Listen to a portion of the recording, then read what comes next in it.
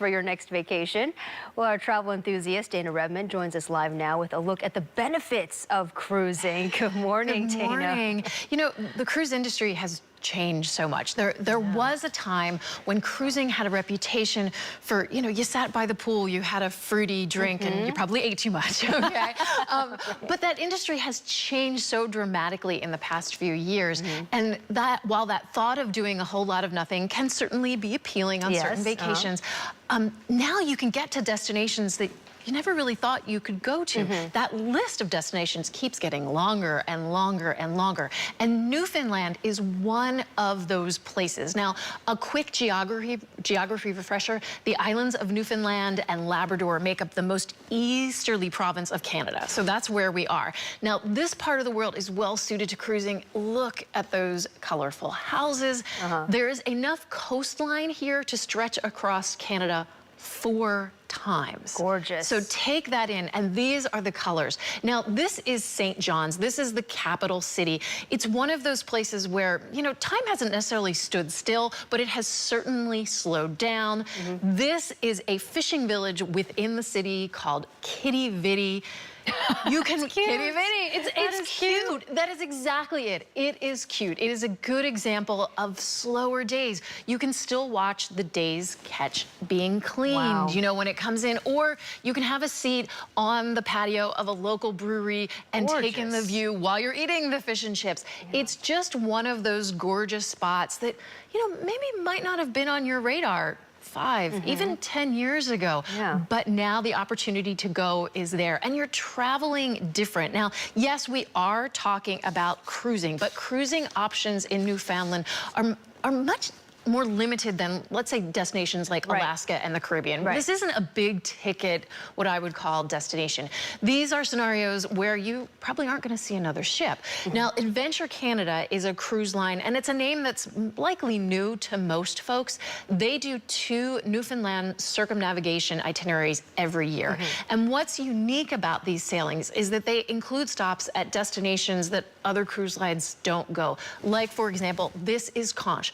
Population of about 150 people. Absolutely. Smaller. So stunning coastal opportunities. There's also this wreckage of a well-preserved small airplane that safely crash landed back in the 1940s. So neat things to see.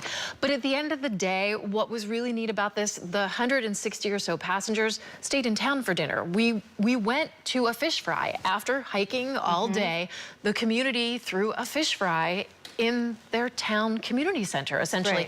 And it was one of those affairs where it was form a line and pass the plates. It was relaxed, it was casual. They played music, they sang, there were poetry readings. It provided this beautiful snapshot of what the community that lived there actually is. And those are the kind of travel experiences that are really hard to find these days. So when you find them, they tend to resonate. Getting a taste of how the locals live. Absolutely getting a taste of how the locals live. Now, cod fishing was the backbone of the economy in Newfoundland. There was a moratorium enacted in the early 1900s. Now, evidence of the significance of fishing is found everywhere. You know, look at the colorful boats, look at the colorful homes. This is Cox's Cove. Now, this is what you're gonna see kind of on that coastline, but the landscape is so diverse. About a half-an-hour walk from the shoreline. Beautiful. This was the waterfall. Folks were swimming, they were smiling ear to ear. Obviously the fall colors. This was an early day in October of last year. We had great weather. How did we know about this waterfall? Well, someone on the ship is from Cox's Cove, and they said, oh yeah, you might want to walk, very casually, you might want to walk to this waterfall.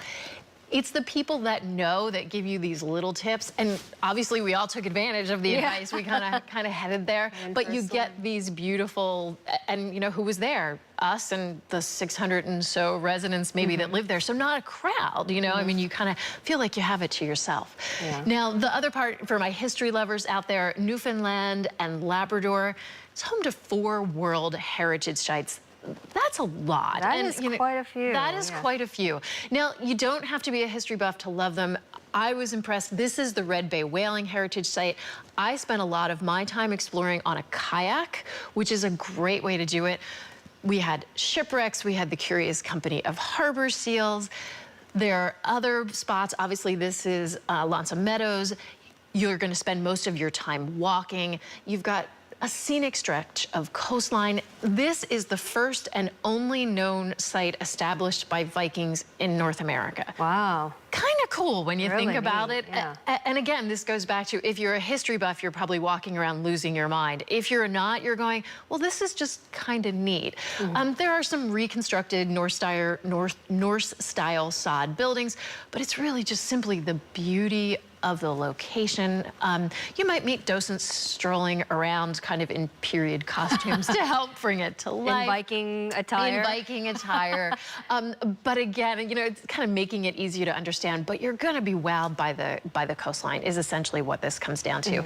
Now, circumnavigation sailings like this typically last about 12 days. So this is really just a small taste of what you're going to see. But it's a good example of the unique options that expedition cruising can, you know, provide travelers looking for something that's maybe a little different from the norm. You know, they want to get a taste of a location. 12 days is a good taste. You'll really get to talk to people, especially in a place like Newfoundland.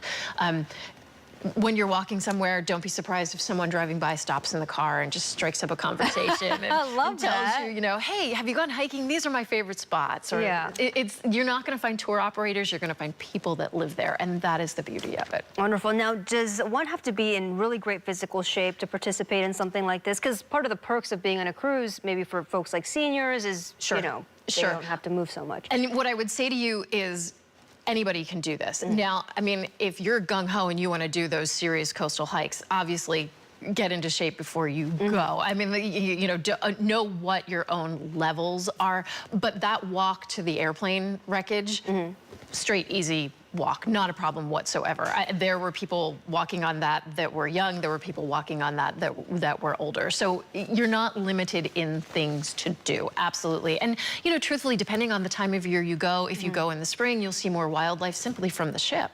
So if you're having one of those days where you're like, I just want to take it easy, hang out on the ship, watch the puffins go by, watch the whales. That's amazing. Lots of opportunities. So you just know who you are, know what you want to do, but there are certainly options for every fitness level on a sailing like this. Fantastic. Our travel enthusiast, Dana Rebmann, Absolutely. thank you for the insights. Always fun to travel. All right, we'll be right back.